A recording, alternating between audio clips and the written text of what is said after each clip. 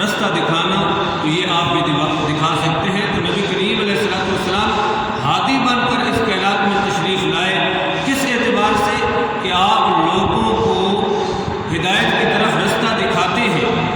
آگے ہدایت دینا یہ اللہ رب العزت کے دست قدرت میں ہے۔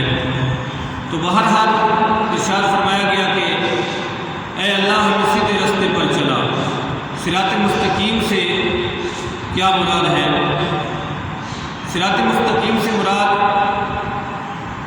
یا تو عقائد کا رستہ ہے جس پر جملہ انبیاء کرام رسول اعظام گامزن تھے، یا دین اسلام کا رستہ ہے جو حضرات صحابہ کرام بزرگان دین کا رستہ ہے، اور اس کی تفسیر اگلی آیت کریمہ سے ہو رہی ہے، صراط الذین انعمت علیہم، ان لوگوں کا رستہ جن پر تو نے انعام فرمایا۔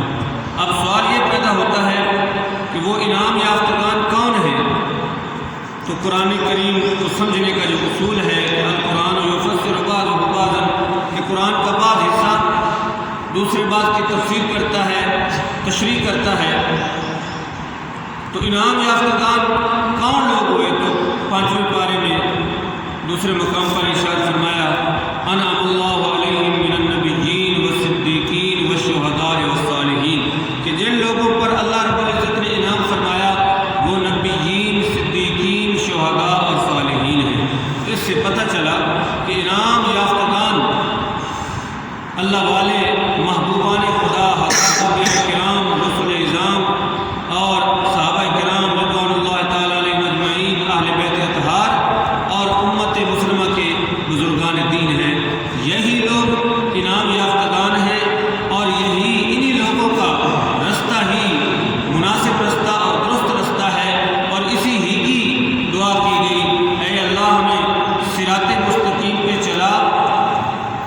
ان لوگوں کا رستہ جن پر تو نے انعام فرمایا، تو انعام یافتگان کا رستہ ہی صحیح ہے، بزرگان دین کا رستہ ہی صحیح ہے، اور اسی رستے پر چلنے کا ہمیں حکم بھی دیا گیا، یا ایھا الذین آمنوا اتقوا اللہ وکونوا مع الصادقین، اے ایمان والو اللہ سے ڈرو اور سچے لوگوں کے ساتھ ہو جاؤ۔ تو سچے لوگ کون ہیں؟ یہی حضرات انبیاء کرام اور رسول اعظام اور بزرگان دین اور صحابہ کرام، اہل بیت اطہار، یہی سچے لوگ ہیں۔ انہی کا رستہ درست رستہ ہے، اور انہی کا رستہ صراط مستقیم ہے۔ الحمدللہ ہم اہل سنت والجماعت انہی بزرگان دین کے رستے پر چل رہے ہیں جسے صراط مستقیم سے تعبیر کیا گیا۔ اللہ تعالی ہمیں اسی صراط مستقیم پر قائم اور ثابت قدم رہنے کی توفیق نصیب فرمائے۔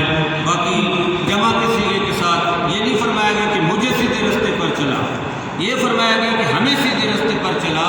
تو مطلب یہ ہوا کہ اجتماعی دعا کرنے میں برکت ہے، اجتماعی دعا کے فائدے ہیں، ورنہ ہر آدمی اپنے طور پر پڑھ رہا ہے کہ مجھے سیدھے رستے پر چلا، یوں کہنا چاہیے تھا۔ جمع کے صیغے کیوں استعمال فرمائے گئے؟ کیوں کہ اجتماعی دعا کے فائدے ہیں، اجتماعی دعا کی برکتیں ہیں، اور یہ بھی ثابت ہوا کہ اللہ تعالیٰ کی عبادت کے بعد، اللہ تعالیٰ کی عبادت کرنے کے بعد پہلے ایاک نعبد اور ایاک نستعین آیا، اور اس کے بعد اہدنا الصراط المستقیم۔ تو اس سے پتہ چلا کہ اللہ تعالیٰ کی عبادت کرنے کے بعد اس کی بارگاہ میں دعا کرنا چاہیے، تو اللہ رب العزت اس دعا کو درجہ قبولیت عطا فرماتا ہے۔ وآخر دعوانا الحمدللہ رب العالمین۔ اللہم صلی علی محمد